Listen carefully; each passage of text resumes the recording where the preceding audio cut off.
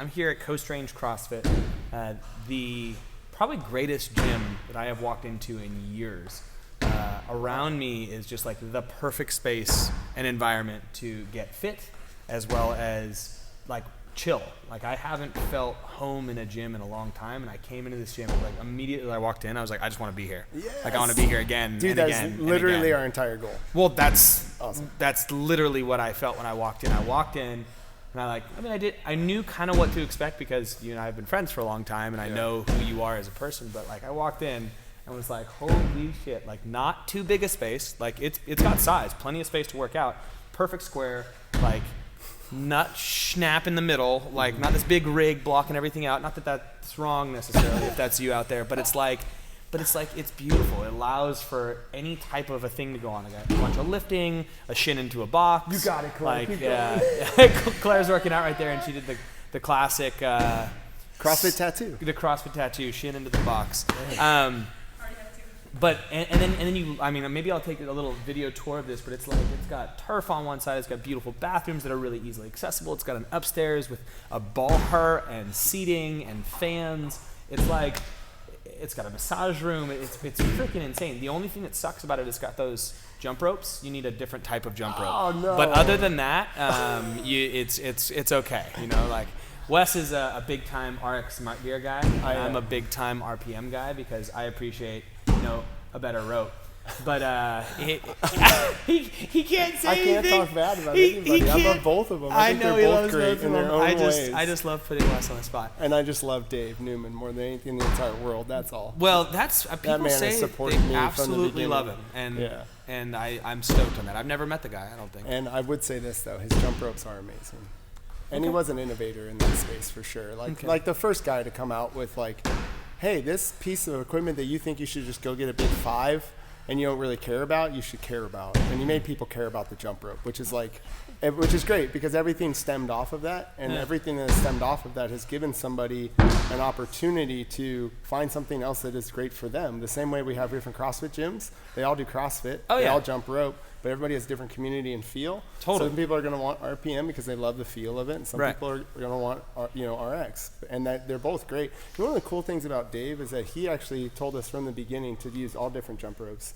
And that was just from him wanting us to be good athletes, and he was like, because you never know what they're going to give you in a competition, and sponsorship is everything, and so you might end up You're talking about on the athlete side, so when he was sponsoring you, and he would always tell us, like, no, buy their ropes and, like, invest in them, because investing into any jump rope company is good for his company. Right. The same way, like, we tell people to go to the CrossFit gyms. Right. Because investing into the pie gives everybody a bigger piece, and that's always been Dave's kind of perspective, which is why I love him so much, is he's just like, he just loves people doing good, and he wants to be behind people doing good. And that's like, you got to champion that type of a person forever if you can. So. Well, I've been on the other side of things, not having conversations with Dave and only having conversations with RPM and trying to get athletes to come use our ropes at times. And it's been like very blocked out in the sense of like, they're not allowed to say hi to me because I'm who knows what it is now? No, who knows what it is now? The CrossFit space is a different world now. It's a different beast. Than it was when me and you were like elite CrossFitters or whatever, games level CrossFitters. It's like we were still normal dads and people with normal jobs and stuff. Now it is a business, and it is a sport, and it is like people are making millions of dollars. I know, it's freaking amazing. It's insane. It's cool to see where it's come. And so of course I could just say that I could see it going in that direction. Yeah, of course. Yeah, and I mean I have no ill will against Dave. Of course. And I was just heckling those RX Smart Gears because they're fun. Fun to heckle anything. Don't heckle my friends, bro. I mean, look at this. I think I've got RPM shirt, hat, and shorts on. Oh, and the only thing I'm not wearing is right? Because Life is RX. So that's a different one. They're back. They are back. They're back. I do have some of their gear. Man, they the first ever CrossFit apparel company. Yeah. Ever. Yeah. They showed up in an RV at the games in 2007. Yeah. We're selling shirts out of their RV for CrossFit. All the neon and everything that they did. At the games Night in of the Living. 2010. Oh my God. That was amazing. All the neon dude running around and stuff. And they were the shots of a fish oil challenge that they did way back in the day when they used to live in their they had like a loft warehouse at their gym. Yeah. Yeah, and they lived in the loft in the gym making as RX. Yep. And then doing it like old school punk style. It was really cool, living out of vans and making it happen. And now they got it back. So yeah, it's because someone bought the domain or something like that. I don't know, something weird went down. I can tell you exactly what happened. They had the company. They hooked up with another. I'm gonna lift while you're telling me. Yeah, you keep going. So by the way, this is the heavy days. We're gonna lift, and today we're gonna do a power clean. Yeah, power clean double. So how many sets? Should we go touch and go, or should we go drop and reset? It's up to you. Probably. Let's go drop and reset, because I haven't been lifting. Okay, and drop and reset. On my technique. Drop and reset. I'll probably end up a little bit lighter than Wes because he's a horse, and I am a pony compared to his horse. But I'll warm up for these doubles. So tell me exactly what happened.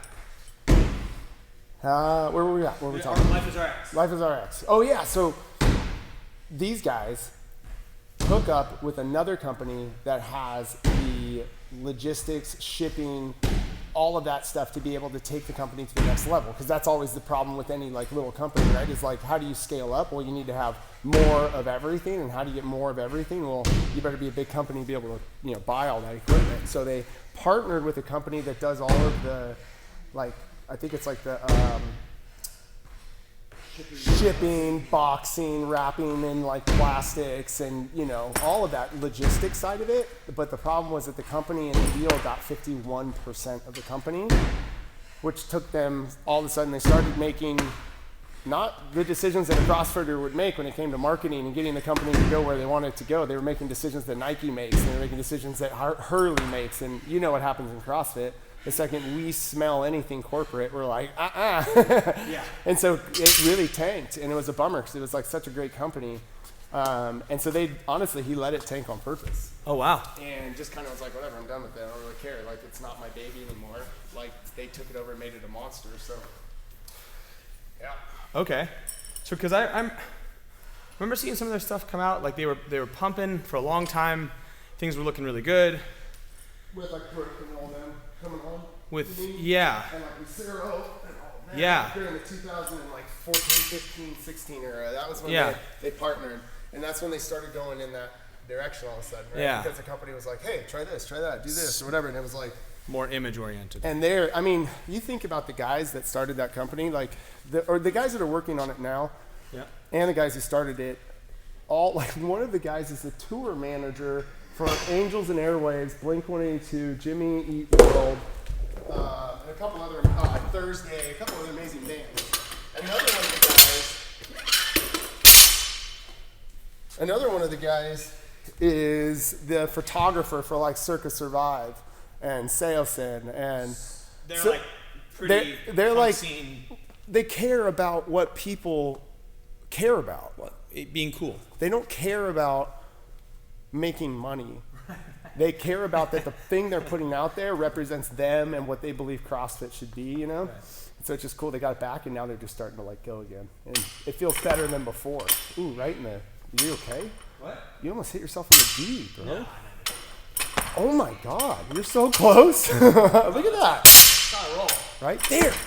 Dude, you see that? Your arms are so short. I know. That's incredible. Yeah. Look at this. Come here. That is unfair. And you are almost the same height as me. Yeah. That's ridiculous. No, my arms are shorter, and I'm shorter, which means your arm's that much longer. So I'm shorter than you, which I literally am doing 2 handstand push-ups for your one. Yeah. Not fair.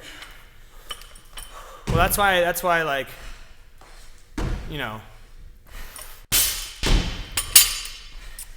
I actually don't even know what I was gonna say. I like this because it's making me like focus when I'm Yeah. lifting. Yeah. Because I'm like, everybody's gonna be judging the shit out of me right now. Well, yeah, you should. Well, my goal eventually is to like have people who don't know how to lift come on the show and chat. That's what I was gonna say. So I think it'd be really we should fun. get people in here that's what I was literally gonna say. We like, I think all walks of life, and I think for me, I enjoy hearing people's story outside of just famous people. Yeah. And there's so many really interesting people that I meet that would be amazing to have on, who have no like true following, but like have just amazing stories. Like so many people. I know, like members at gyms and whatnot are just so fantastic. There's so many incredible people that you walk in. Yeah. The amputee on his left side has had 6 different types of cancer in his life and has overcome every single one of them. Has 2 current forms of cancer going on in his body right now. You'd have no idea. Yeah. Right? Yeah. And he has like 3 different autoimmune issues. Like you saw the tumors and stuff over him and everything. The hardest part for me with Michael, holding him back. I gotta hold him back. I gotta tell him to calm down. Don't do that. Don't try this. Wait, hold on. We have to build this up, Michael, because his entire life he's done nothing but prove people wrong. Right. You know? Right. And it's like there's so many stories like that in every single CrossFit gym. Dude, I mean, but that's the thing. But if you had Michael on there, and you're teaching Michael how to do a power clean with a barbell, you know, totally. like that's what I'm saying.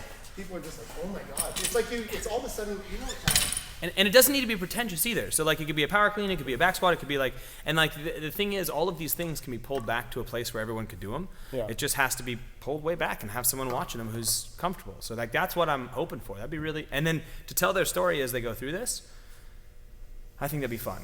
So Michael would be perfect. Like it'd be a great person to have on as they move through and explain everything that they're going through.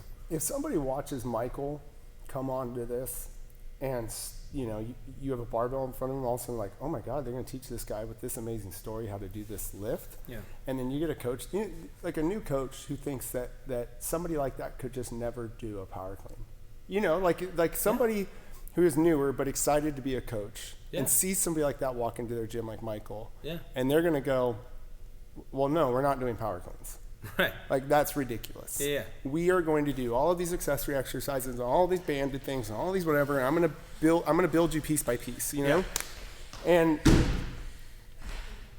if they see him start like that and then finish with a better power clean, that's going to be like the first time people saw somebody run a 4-minute mile where it seemed impossible and now all of a sudden it is.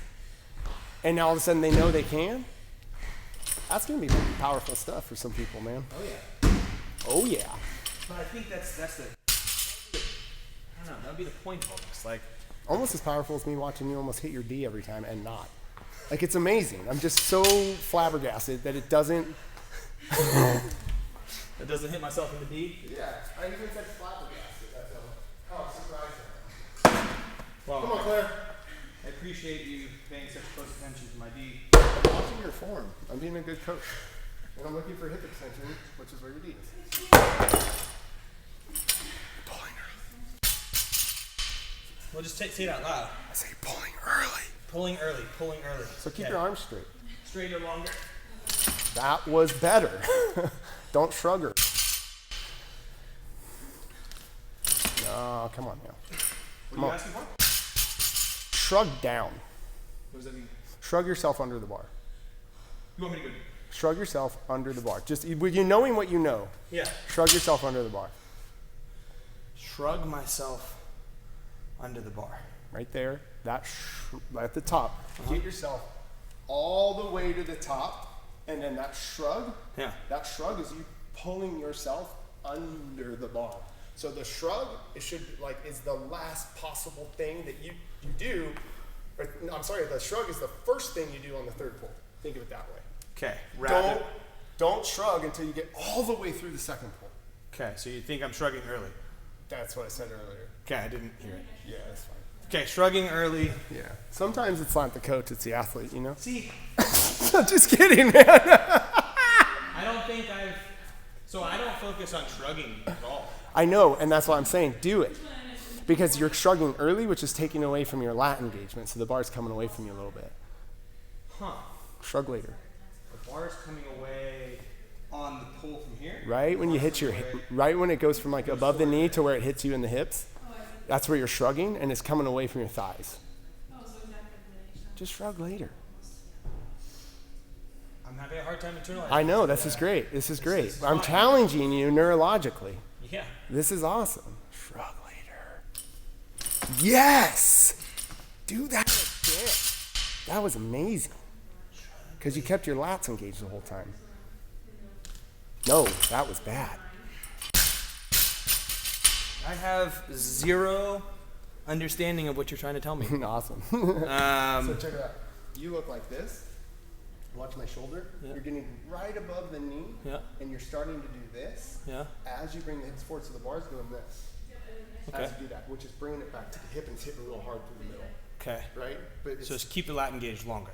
Yeah, but I would rather have you think about, if you were like an athlete of mine, instead of thinking about keep the lat engaged longer, I'd rather teach you to get taller. And then to use that last little bit at the top to get even higher with that barbell. So how does the shrug help me keep that? Because if you shrug early, right here, right? So delay the shrug. So stand up for me. Okay. Bring your hands back into mine and engage your lat. Now shrug. You lose the lat engagement when we shrug. And if you want to keep the bar close to you on the way up, you got to keep the shoulder down as long as possible. So come up on your toes. No, you go down, come up on your toes now, and squeeze your quads and everything. Get to there and then shrug under. That last little thing you're going to do is going to be you using the bar in space to actually pull yourself down faster underneath the bar. Yeah. And that shrug is, if you watch anybody, what up, homies? If you watch like Olympic weightlifters in slow motion and watch their well, I know that the like timing wise, the shrug is them initiating their descent. But watch their hair. Right. And you'll see that their hair is pushing down against their head as they're going up, and right when the shrug happens, their hair goes up. And that's a transference from up to down. Yeah. And so the shrug should be the start of the third pull. It's just, start of you pulling under. I believe. I don't know if that's like what that's Greg what Everett and the bests of that's would what I've say. been taught is that the shrug initiates your descent. But every time I've said that to like Maribel. I just said it to you the other day, Maribel. Remember I said don't shrug until later at the end, and then like it was like the perfect snatch, like right through the middle, because it gets people to hip extension. I think. Well, it did for Maribel. Yeah. But we'll see about for you. Yeah. No, I'm having a hard time picking together how that relates to the bar leaving my body. So if you're saying that it's missing that middle section because I'm shrugging early. And what does that turn off when you shrug your trap? I don't think the shrug turns off your lats. Oh, try it. I just did, and it stayed engaged. That's really? what I was saying. No is way. like, yeah. No way. Okay. No way. Okay. So you're now saying shrug here. There's no way that's more engaged. That is not. It's more engaged. You're losing engagement of the lat when you Okay. shrug. And what is the biggest muscle of the back? The lat. Right. Right. It's going to hold the bar closer to the body as I come through the second pull. If I'm still here and I'm not handing off here yet, I'm still here, I'm still here, I'm still here, I'm still here. Now that last little thing I do, I don't have to worry about the bar. It's going to stay close to me the entire time. All right.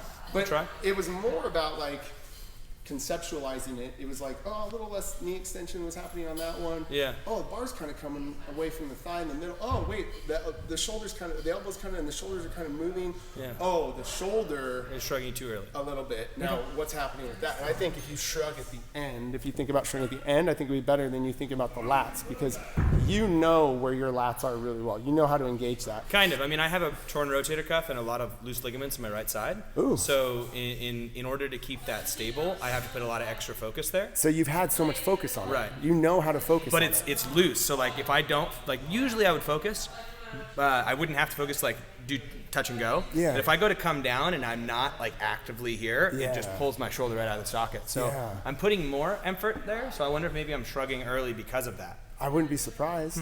And what does this do for you anyways? Pat, how long have you been doing this shit? 20 years almost. Okay. That's insane. 19 years. How old yeah. are you? I'm 36. That's insane, Yeah, right? it's a long time. Now, I just challenged you neurologically. Yeah, no, it's good.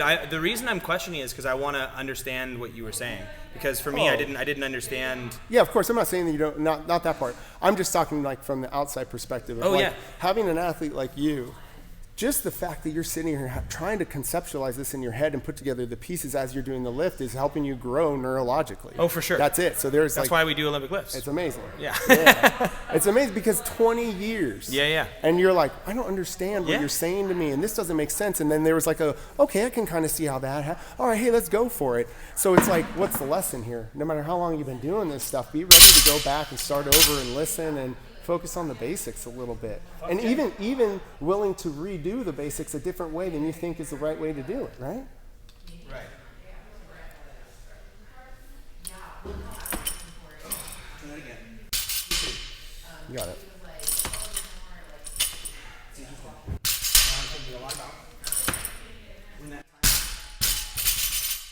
Which one do you think was the best one out of those three that you just did? First or the third, second was bad. I thought the first one was the best one. The second and third ones were like what you normally do, it looked like. Yeah, it's like, so in an effort to finish hard, I feel what you're talking about, which is like an aggressive shrug. Yeah. But Well, I think I wonder what happens when I get heavier. As we build up, we'll see. Okay, now your turn. I get shorter arms.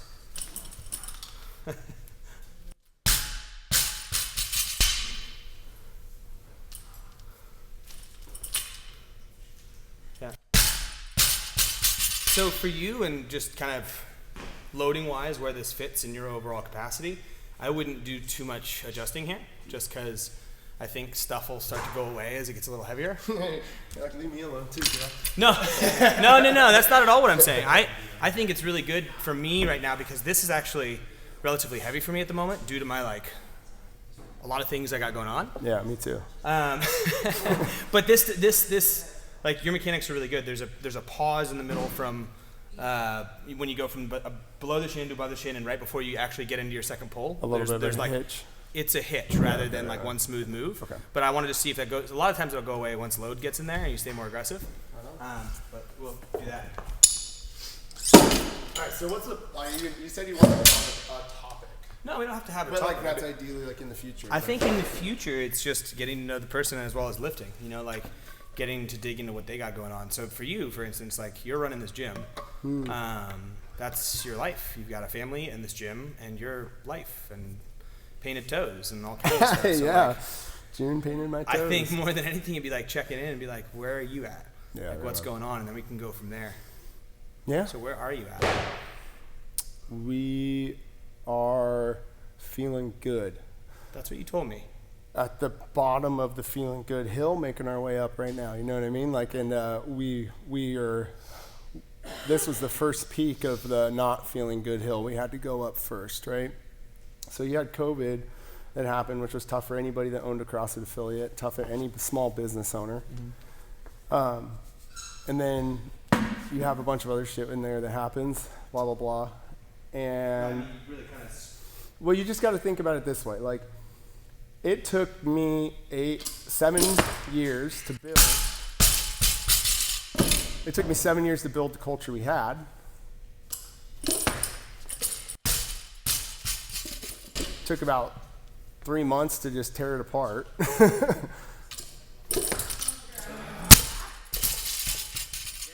And it's taken the last 2 years to slowly rebuild it back. And so the last 2 years we've been on that uphill climb to rebuild it back, and it's like I said, we're at the bottom of the good hill now, where it's going to be, it's not such a steep incline anymore. Now it's a little bit less. Right. It's starting to feel a little bit better. Pieces are starting to align again the way they were before.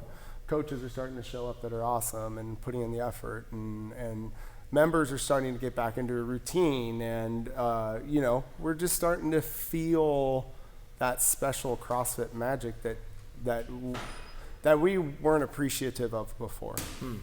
That you had built naturally and now have to be very intentional about. Now have to be very intentional about and have to learn from the mistakes of before. We'll get into that in a sec. Do a couple lifts.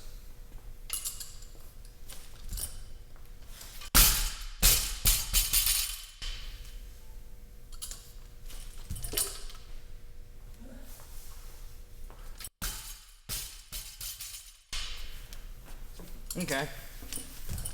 I haven't heard it conceptualized quite like that. The whole you guys can talk to me. We're just chilling. This is just I'm Pat. You guys have met Pat. I've met Pat. Okay. You met Pat. Aries met Pat. But it's one of those level 1 Great. seminar staff things. Hi, Good to see you. Ari. Nice to meet you. Ari, they're both coaches here. Ari does awesome. our kids program. Oh, rad.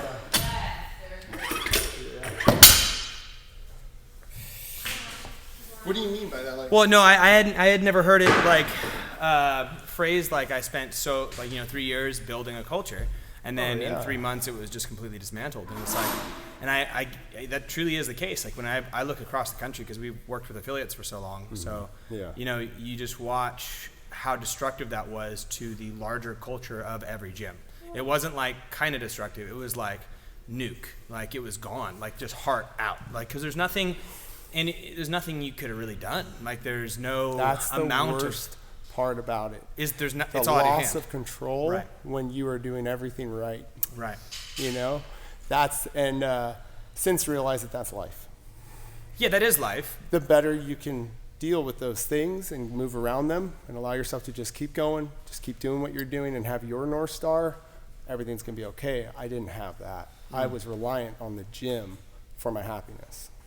Interesting. So now that's what I mean by rebuilding the culture, right? Right. I need to have built into this new culture my own happiness. Right. And me being who I want to be and who I'm excited to become, not trying to be something for the people in the gym. Right. Shrug weight. Get tall. There you go. Is that a hard cue for you? Yeah. Zinga, zinga! Come on now. Dad joke if there ever was. That was a solid dad joke. I almost said it myself, but I wasn't close enough to the mic. I was like, can't do that, Wes. Well, I'm happy I did it for you. Yeah, I appreciate you bringing that out. And it was better than I did. Now this is like getting up there, just so we know. Okay. How is this for you right now? Fine. So you're going to be lifting more than me then? Am I? Oh yeah. I don't think so. Because this is like, woo, Nelly. No, you're okay. I've taken 7 years off. You've competed since I've been retired. You've competed on the world stage since I've been retired.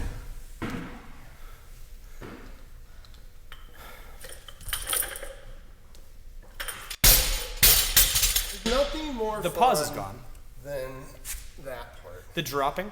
Well, Yeah. specifically, like when you get a good one. And you pop it off and it becomes weightless and then you scoot out? Yeah, and you do the pike hip thing we talked about earlier. And you just drop it. That's my favorite. Because you're just being like, you're not being rude to the barbell. You're just being like, my girl, that was awesome. You're Let's like, keep we going." did this together and We I'm did. glad we did. You want to do this? Yeah, let's do these.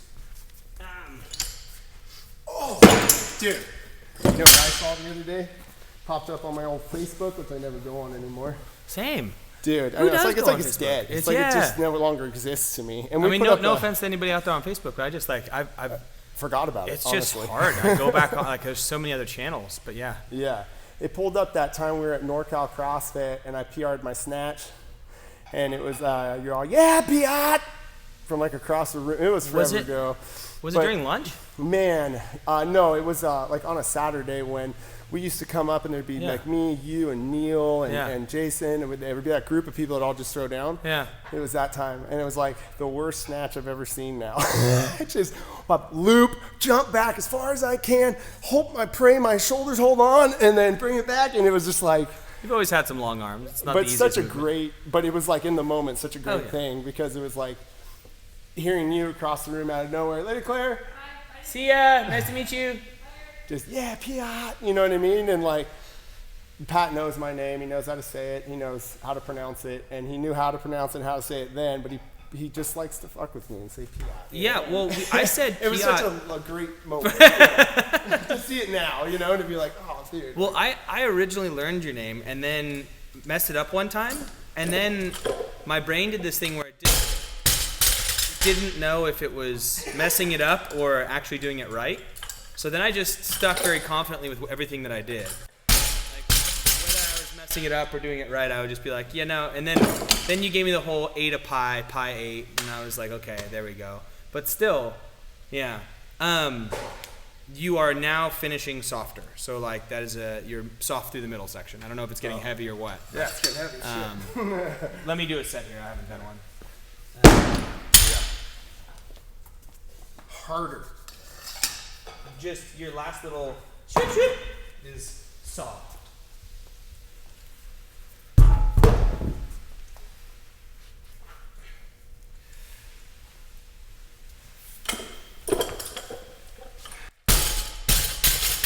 can feel that in my shoulder a lot. Like it's just so weak. Oh, yeah. It's my fault. So hard on yourself, Pat. You're lifting weights, man. Having a good time. Yeah, I am having a good time. Right on. Nice. It's weird being Strong. It's weird being weak relative to what I used to be. I don't know how that feels for you, but like we all do different things in life. We all take time off. We all prioritize other things, and for me, I've prioritized my own personal internal well-being, and the external well-being is a really important part of that. But I've lacked a home, like I've said. Like ever since I left NorCal, I've never gone to a place that felt like home again. You know, never gone to been part of a. Except for home. Yeah, yeah. My house, yes. Okay, good. I felt very, very safe in my house. But in terms of training, like there's very little of the physical act of training that I do enjoy.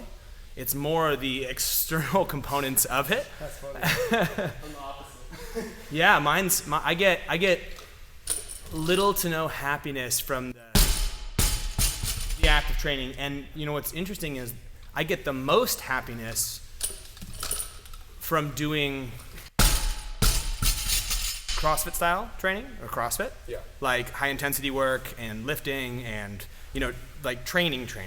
Like I get physically angry when I have to do like isolation work and rehab stuff. I literally just talked about this with a couple guys the other day. It bothers me so much because to me it's the epitome of a waste of time.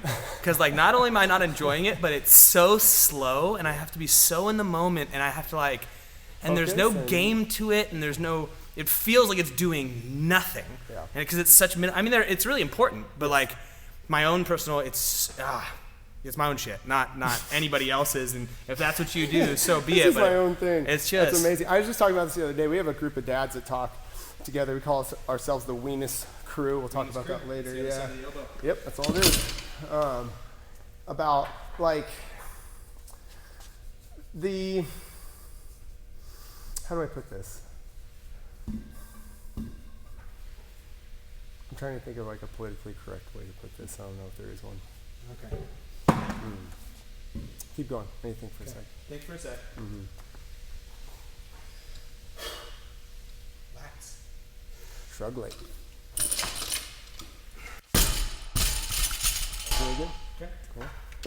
You look really strong still, so not a problem really. Whole not working out for 7 years or whatever. Remember, I could power clean 315 previously though. Yeah, seems to be just fine. I used to be very strong. Yeah, you still are. Bro, That's 225 pounds, Pat. It's true. It does fascinate me the capacity that I did build and how much I've kept it with how little I've done. So like, I can count probably on both hands the number of times I've truly gone heavy in like 6 years. Yeah, like when you were like, oh, that was, yeah. That was heavy. Sure, me too. Like, absolutely. And previously, you know, when we were training, it was all the time. Like every day you're questioning your existence, you know? You're like, oh dear God, will I make this? Who knows? You know, like it was just such a capacity. But I remember in workouts, we'd have times where there'd be, yeah, it looks good. There'd be like,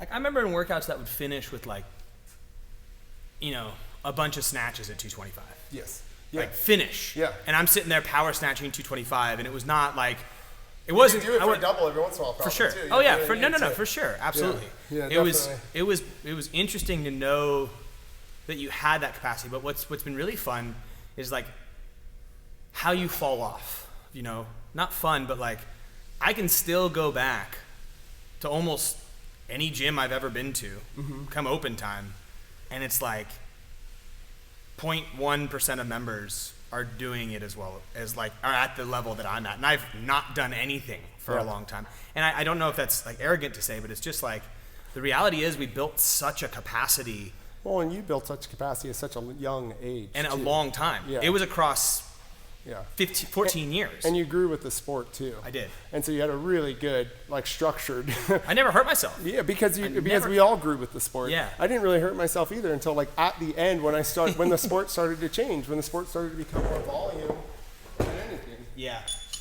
That was hard to watch. It's been hard to watch. Well, that's why I hurt myself and got out of it, because it was just like, well, I got a kid now, and that was weird, and oh God, things are starting to hurt, and I got to do all of this training today. Like, oh my God, when am I going to get anything else done? And you know, and it was just like that moment was like, oh man, I can't do this anymore. It's just not. I don't have the time to do it. You know, and that really does matter, because I've done it before. Like when we were working out with the team and we went to Brazil and France, and we did volume, and I felt like an athlete. Like when I was on the floor, it was just like, it would take me 10 seconds to recover, and I was like, okay, ready to go again. You know, you feel like death in like 10 seconds, you're recovered, ready to go again. So the volume thing really has its place, especially in recovery. But man, my joints, my body, and my mind. It has something in realm of competition. It's like anything. It's like it's a sacrifice you're making for overall, in my mind, longevity. For in the moment success in a direct competition. It's like you got to go there because you got to be able to go there. It's like the butterfly pull-up. Totally, the butterfly pull-up is a skill made for competition. It's a dead-end skill. Should you learn how to do it? Sure,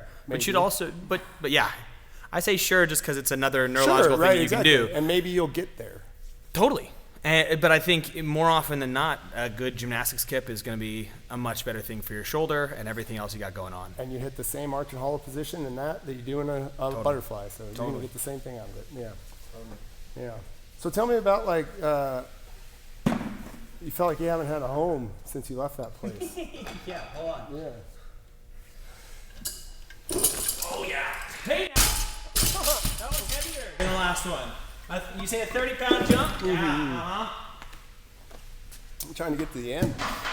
To the end? The 5th set. Let's do this. This is set number 1? Yeah. Okay. Okay.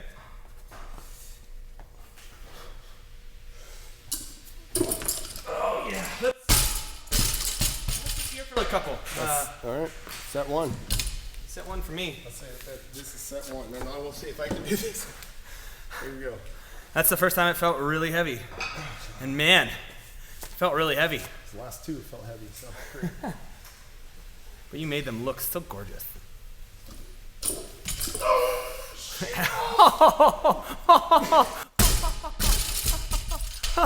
Too heavy, too fast. I've been running a lot. I've been running a lot. Woo. All right, I'm gonna do 225 for. Yeah. Yeah. I'm just gonna say, pull that one back. Maybe a little jump in between too.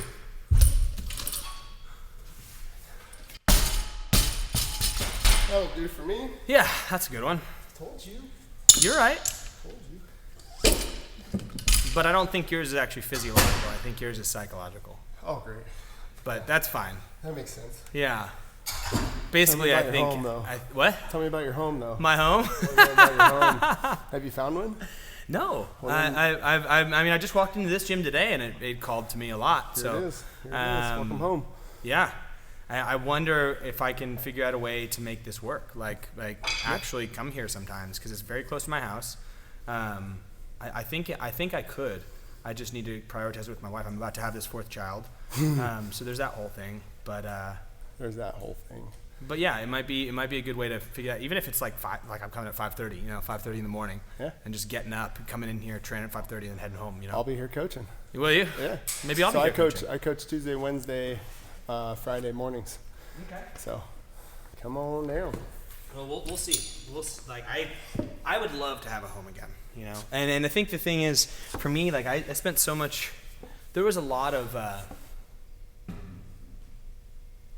There was severe disappointment in my separation from NorCal. Like where it went in the end. Like we had some of the most amazing people and coaches. Hi. Go ahead. Good chat. Oh, who? Sorry. Rick's wife. Oh, right on. Are you guys here to get the boxes? Yeah. Heck yeah. Do you need help? No, you got it, right? Rick Cross. You want some help, or do you want to show off? You gotta lunge it to your car overhead. Wes and I are here lifting, and someone walked in, and the immediate thing he did was look up and greet him, which is the thing you have to do. If you're not doing that in your facility, you're making a mistake. It has to be done. It is. You should want to do it. Oh man. Anyway. Nice meeting you. Nice to meet you too. Awesome. Anyway, I was just saying, when I left there, I was quite disappointed with how the things ended. We put so much literal blood, sweat, and tears into those kinds of things, and we just kind of got. Other than the experience, we made nothing from that, and it was really kind of heartbreaking. Not even like a goodbye. And I've held a lot of spite in my heart for that place for a long time, and I've become a much better person since then.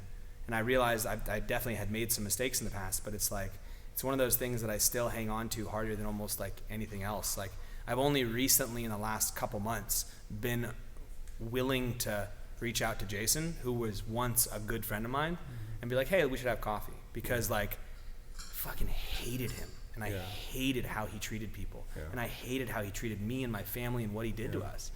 And it was like, but that's a victim mentality of like what he did to us. It's like there's things I could do to have not had that be the case, and I must have not done those.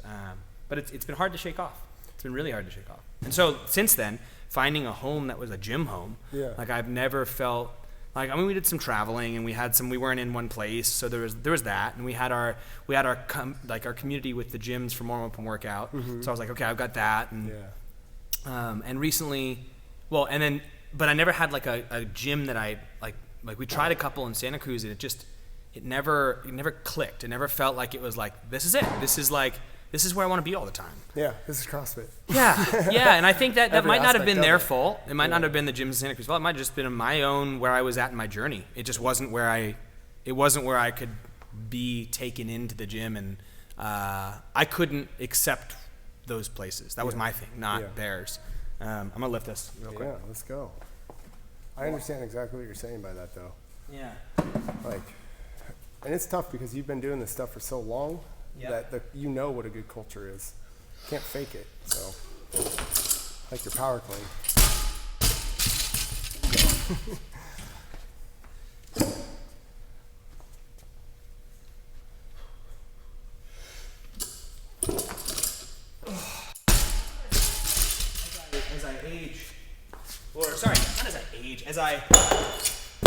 When I don't train a lot, strength endurance goes like even 1 to 2 reps. I'm like exhausted, like. 100%. The first one, not bad. You go to the second one, you're like, shit ain't firing. So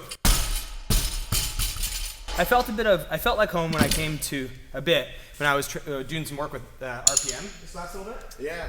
There's been some really cool, there was some great things there, but again, that's come on some interesting times, and there was it's not quite like a gym, it's like a studio.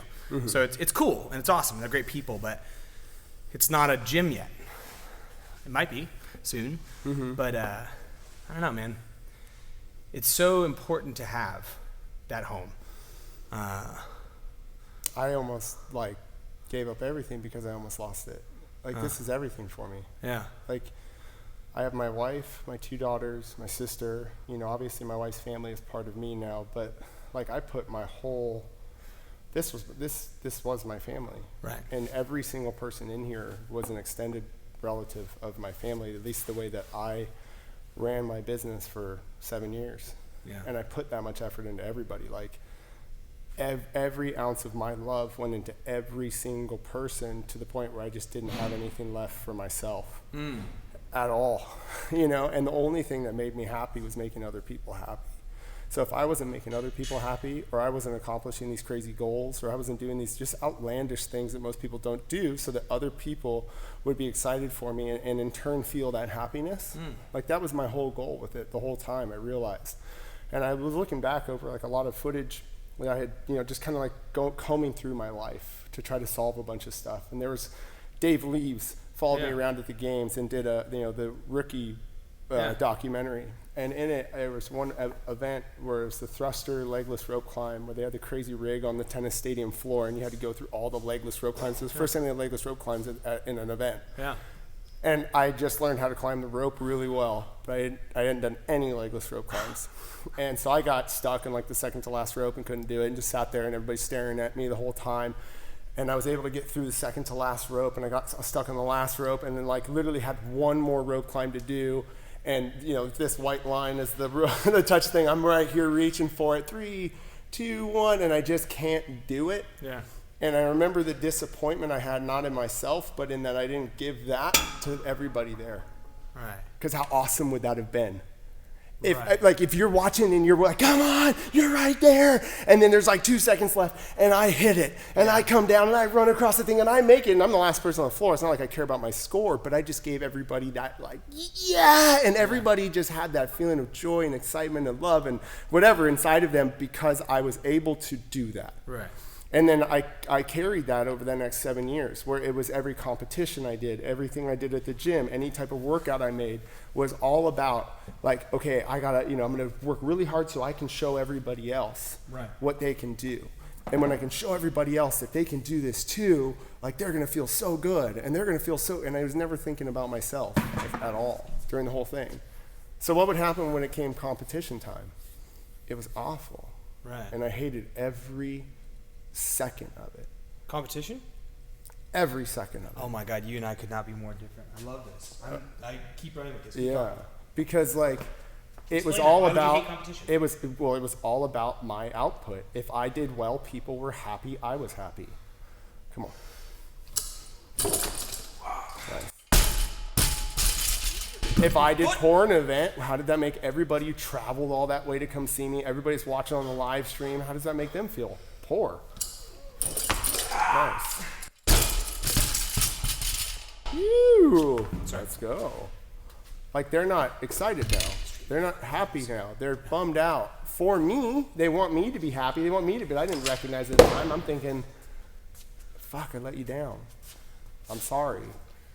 Even to the point where it got to the point where it was like, I'd have somebody that would be like, oh my God, like, that workout sucked, like for whatever reason, like not even in a bad way, but I would take it to heart, like I gotta make that better for them. Like they need to have the best of the best of the best of the best, to the point where it got where now they just expected me to give them everything. And if I didn't give them 100% of my attention, it was like I was turning my back on them.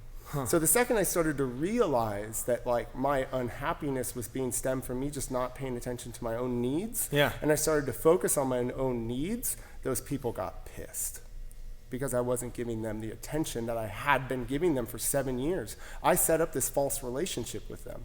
They expected this from me, and all of a sudden I switched the script. And now they're going, what the hell, man? And I'm going like, hey, I'm just gonna take care of myself for a little bit.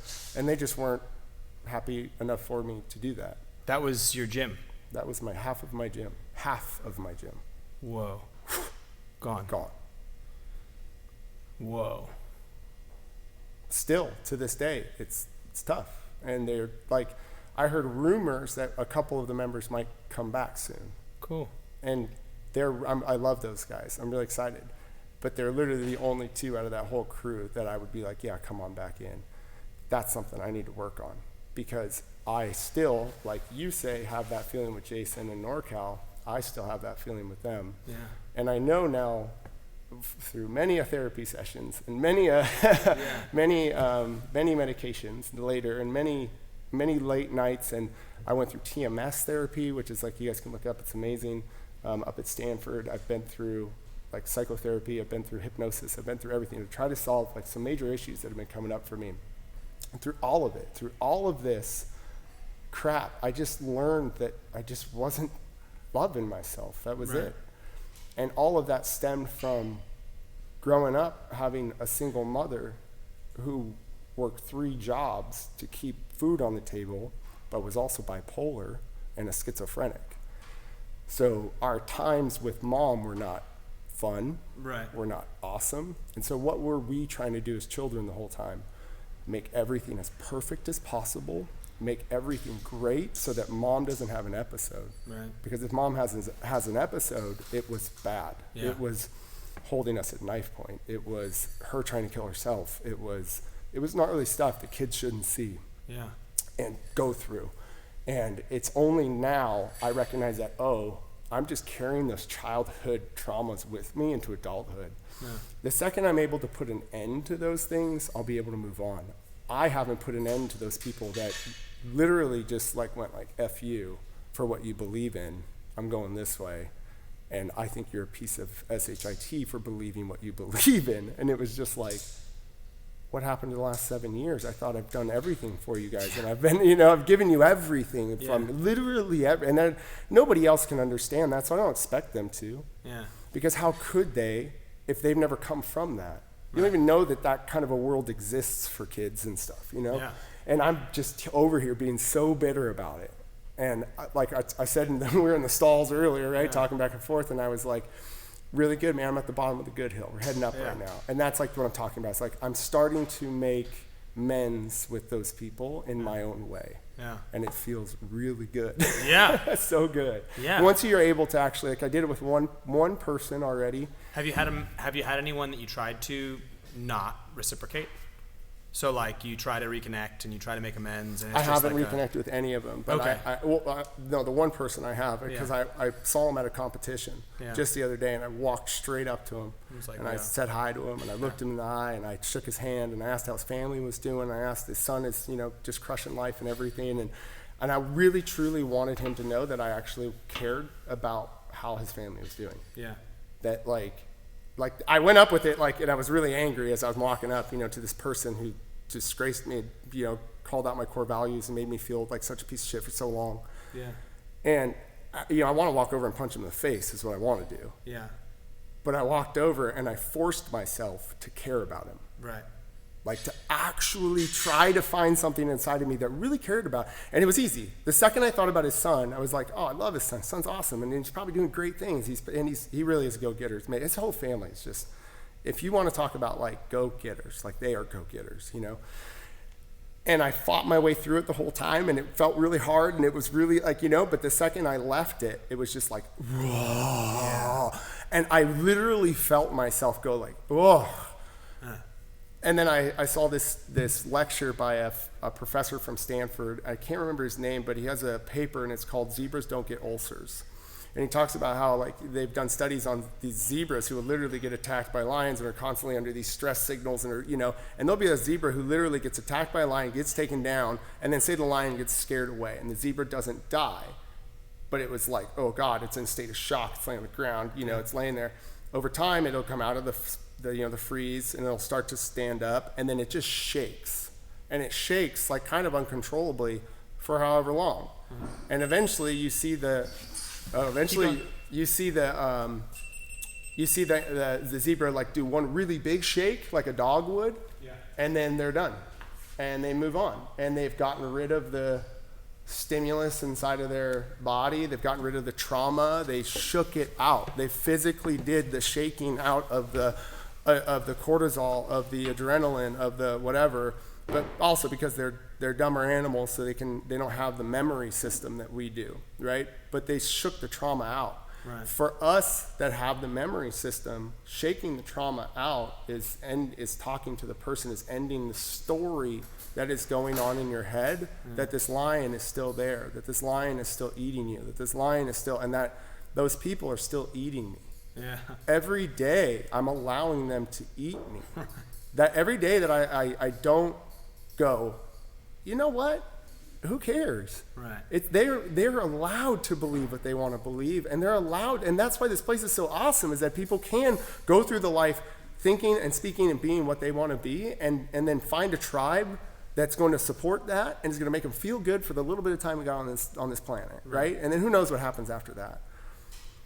And the time that I'm spending allowing them to affect me every day is me taking away from that joy time that I have. Right. And so it's like, and they're not feeling that. No. Jason is not walking around right now thinking about you. No, oh yeah, I know that. And but like I allow them to affect me every day. Yeah. And so I had to make a conscious decision though to sit down and to write it out. Like what happened, why I felt the way that I did, what I want to do about it now, and how I'm going to put an end to it. The process of doing that was a weight off of my shoulders. And they talk about that, you getting the thoughts out of your head and onto a piece of paper is the same as that zebra shaking out the adrenaline. You're getting it out of you and onto something. And that's been transformative for me over the last 6 months. So yeah, that's what we were talking about, the concept of the upcoming, doing my podcast for me. And I could care less if anybody listens to it. That's why I'm going to do it. It's because I'm going to go through every trauma, every moment, everything that's ever happened to me in my entire life, and I'm just going to put a fucking end to all of it. Yeah. One at a time. Yeah. I wonder how linear and straightforward that will be. I mean, I have a lot of friends who have the desire to, and I'm not saying this is you necessarily, but to label something as this caused this, or this was this, or like, and it's very linear of like, and they start to reflect and they go, okay, well, I'm this way because of this, this, and this, and I'm like, kind of similar to what you're saying. Yeah. But like, I personally don't necessarily believe that it is as direct. Like, and we want to have a label for something. We want it to be that simple. Of like, it's that thing that causes me to feel this way, and as long as I acknowledge this thing, then I'll be good. Yeah. But I don't think you're saying that. I'm just saying, like, I wonder how linear that process is. Yeah. I think more just having the headspace around trying to link things back, and then now what? Okay, letting go, and then it's not gonna just let go. It's not like you have the one back and forth and it's gone. It's it's like the continued bringing it up, and the continued going there psychologically, and the continued conversation around it, and like I think it's the overall picture versus the like prescriptive nature of like, do this thing and it will solve do this thing and it solves this. And I see that all the time with people these days, with everything from health to be like, they want to diagnose something, like they're feeling a little tired and they're like, it's long COVID, it's this, it's that. It's like, get your fucking head out of your ass. Like, remember years ago, like before we had all this COVID stuff, if you were like feeling wonky, you'd be like, yeah, I feel like shit today. And then you'd go about your life, and then you'd get better, and then you'd move on. I think people aren't getting better because they're trying to pass off why they're feeling a certain way on something that's going on, versus like, and it's good to examine yourself. It's good to dig in. It's good to be like, maybe there's something I'm eating, or maybe there's this. But I think there's too much information now. There's too much information out there. There's every study and article and blah, blah, blah. And it's like you could go on WebMD and find anything, whether psychological or physical, that's going to be like, well, the reason I'm feeling this way is because of ... Yeah. And it's like, I used to fall into that trap. It's an easy one to fall into, but I don't think it's bad to be exploratory in your... Yeah, and that's what you're trying to be, is you're trying to research, you're trying to figure things out, and all of a sudden it just becomes the information overload for you, and eventually you just go, I'll pick that one because it sounds about right. Yeah, you know what I mean? What I've found works for me in this last 6 months is actually I just look for people who have been through the same experiences as me, and I listen to their stories and how they got through it. And I found that by listening to all types of different people that have been through the same traumas as me, and that's kind of going to be the idea, is that like every part of my life that I go through, I'm going to try to find somebody that I know who's been through something similar to that and actually interview them on it, and like have a conversation back and forth about, well, how did you get through it and solve it? And then I could talk about how I did, and my hope is that they're actually completely different, but that they both worked, so that people can watch it, and instead of having somebody sitting there giving them advice, and this I should do it, like what you're talking about, which is everybody researched it so that they can have somebody tell them what to do to fix the thing. And most of the times those people haven't even been through that thing. They've just studied about it and helped people who have been through it. And instead what I do, and what like that dad's group that we do, it's our rule. You're not allowed to give advice. This is a new dad's group then? No, it's the same one. But did you guys stop giving advice? We never did. Bullshit. When I was first in that dad's group. No, there's people that, they'll every once in a while they'll do it. Okay. And we don't call them out, but it's immediately afterwards they go, oh shit, my bad. Like I didn't mean to give advice. I was just trying to help. Right. I was just trying to whatever. And we have a conversation about like the problem with when you have a problem and somebody wants to give you advice is that person's doing nothing but trying to help you. And they think they have the thing that's going to solve it. Yeah. But none of us, like you said, got to that situation in the same way. So none of us are going to be able to solve it in the same way. What you really are looking for is a gigantic group of people that have all been through the exact same thing as you have, but have all solved it in a completely different way so that you can choose which one or curate what works best for you and try it all. Right. And that's what we do in that dad's group, is that we literally like go on there, and if somebody's like, you guys, I am struggling so hard, my daughter will not get out of bed in the morning and get to school. This is the third day we've been late. I don't know what to do. I'm about to freak out. And then you have like 5 dads that come on there of all varying ages, like so newborn kids, like your age kids, teenagers, and then like kids that are like 25 and 30 and out of the house. All came in and went like, yeah, dude, we did a ticket system, and like she would get tickets and then she would get extra stuff, and somebody came in and said, no, we did this and that, and there was like literally 5 different ways to solve the same problem. And that dude came back the next day and was like, you guys, I can't even remember what he did. I think he did the ticket system. Yeah. And he said, we did ticket work, fucking awesome, it was great. And like that's what I want that to be, is that like I'm gonna be like, look, this experience happened to me.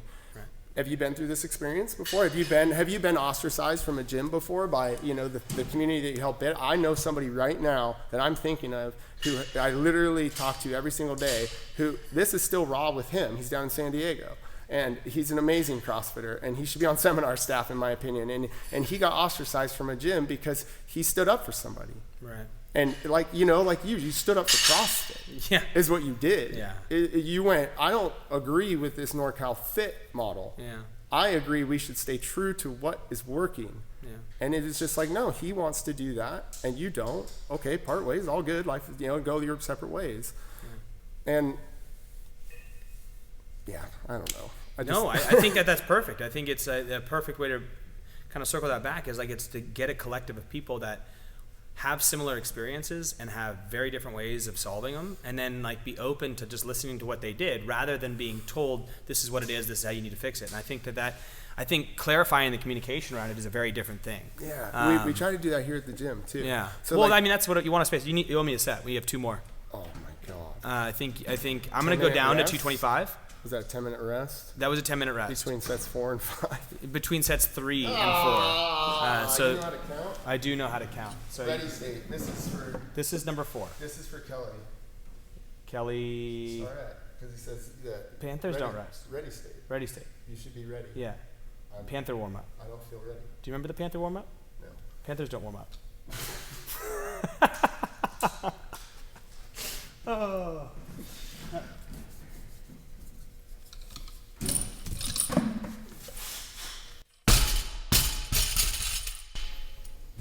That was Kelly's big thing for a long time.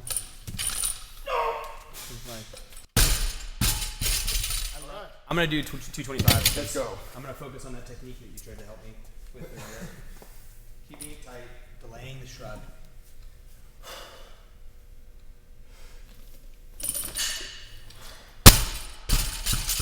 Keeping it tight so hard for me right now. Keeping it tight, keeping it tight.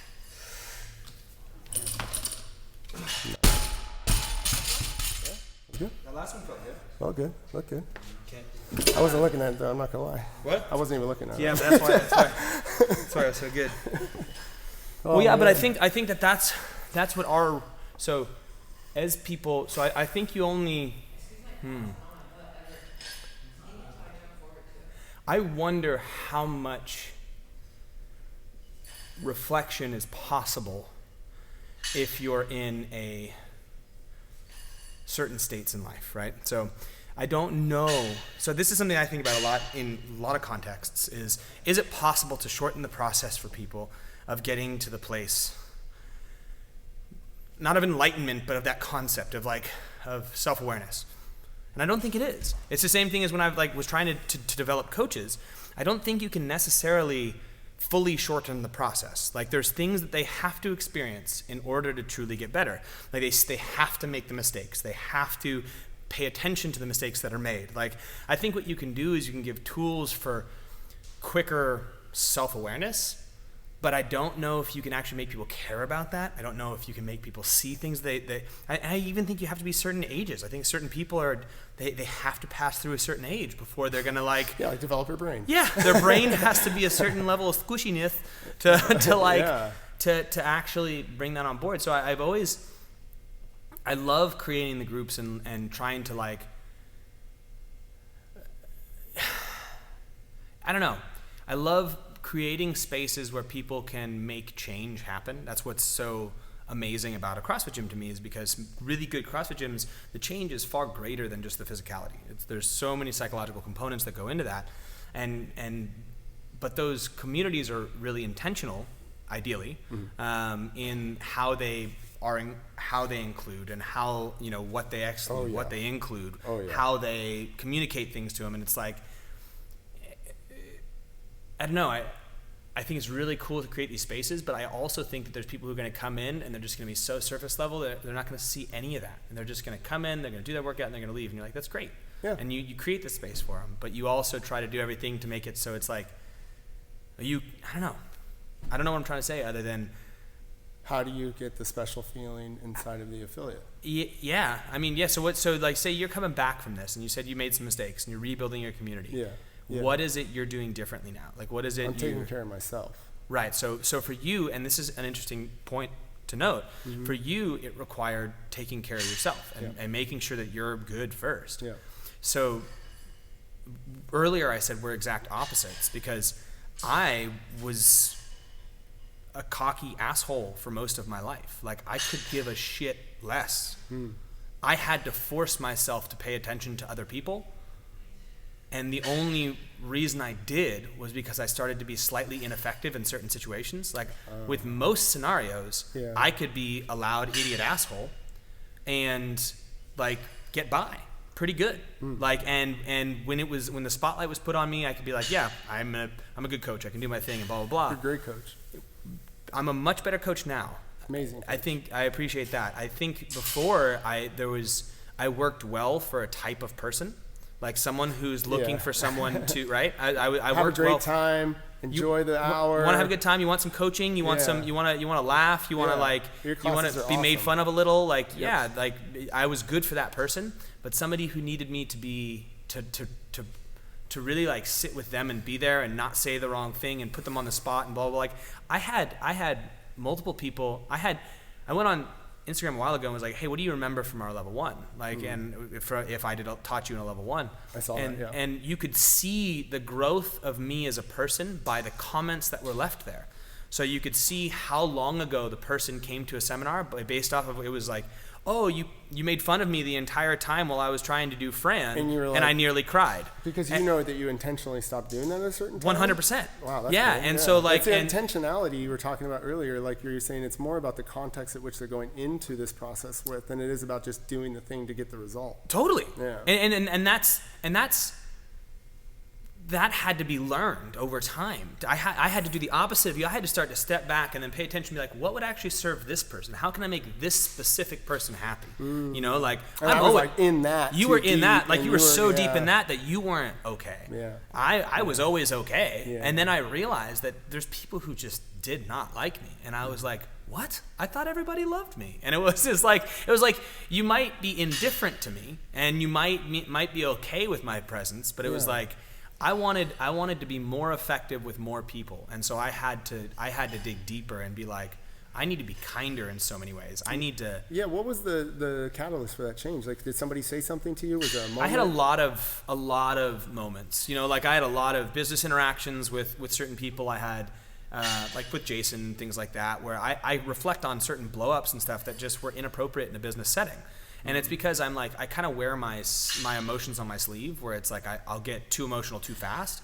Yeah. I had a couple run-ins with members where like I treated them like family, and the ironic part about that is I treat family really poorly because you have a dry sense of humor. You and your brother do and stuff, and that's just the way you guys roll. Right, but I know that family is always going to be there. Yeah. Like family will never leave. Yeah. That's so I can be that's been through my upbringing was the opposite. My parents were always there. They said you were just saying like family's never going to leave, and I was like, oh yes, they will. But that's mine. So my whole family they would never, like I could walk up to my mom and say, go fuck yourself, and she'd be like, I love you too. Yeah, totally. And like genuinely, and that does its own damage in another way, where it's like I grew up not understanding that like you should treat people well, you know, because they might not love you if you don't. How are your parents? How are your grandparents? They were super loving and awesome. They're great. Awesome. You know, Yeah, like great. I have an amazing like extended family, like really good stuff, but I was just this self-absorbed little prick the whole time, you know, and it took being married to an amazingly powerful woman who kind of put me in my place for a while, and then I had kids, and then that put me in my place, and I was like, I'm not as important as I think I am. And really realizing that I'm not special was huge. Like I've gone through my whole life thinking I'm special and thinking I'm like some like awesome at sports or whatever it is, and like and really sitting down and being like, dude, you're not even that good. If you actually put yourself on the scale next to those people, you're like mediocre at best. Right, but there's nothing wrong with that. There's No. nothing wrong with being not special. Like I'm not special in any way. Man, like I'm not if you could unique. Take just I'm not a little butterfly. bit of that out of you and sprinkle it on some other people. You know, Totally. what that would do. It's huge, and it was massive for me, and it took a very different awakening of like I need to look outward rather than inward. And then I've had to examine inward again too. Like it's this constant back and forth of like going out and then going in, and going out and going in, and then like paying attention to all that. But again, I don't know if you can shorten that process for people. I don't know if you can. Why would you want to? Well, because then they wouldn't have to experience the it's not regret necessarily, but the instances of bullshit that we've had to experience. Yep. Like all those members leaving and you taking it the way you did and going into the place where you did. Of course, but you use your wisdom that you gain from your experiences to help other people not make the same mistakes. You're going to look out. But I wonder if you can avoid the mistakes. No, but I'm saying like you're going to look out for those things coming, but it doesn't mean you're not going to allow them to make them. Right. That's the important part. Right. As a coach, developer, or as an affiliate owner, as a husband, or as a parent, like my thought process is make as many mistakes as you can now. Get them out of the way. Like, hell yeah, make tons of mistakes because I'm not going to care. Like, it's all good. And I want you to because it tells me that you're willing to go that distance and try things and to expand your knowledge and to try to be better and to make risks. And then my job is to be here just to make sure you don't fall super hard like I did. Right. And don't get the bumps and bruises like I did. Get the scrapes and the scratches instead and learn from those and move on. Like, sounds that's like parenting. The goal. Even in coaching. Yeah. Oh, no. I'm saying it sounds like parenting. The bumps and the scrapes rather than the breaks and the That's what it deaths. is. That's what it is. Yeah, totally. Yeah. You owe me one more set. Man. You gotta make these stronger. I'm trying to be skinny. Oh, you're doing a good job of that. Oh, shoot. I'm not. I just one of those in-body scans. Holy crap. I'll give you... What you do in there? No, not on yours. I did it at the gym across the Fresno for this seminar I was at. Nice. Hold on a sec. Come on now.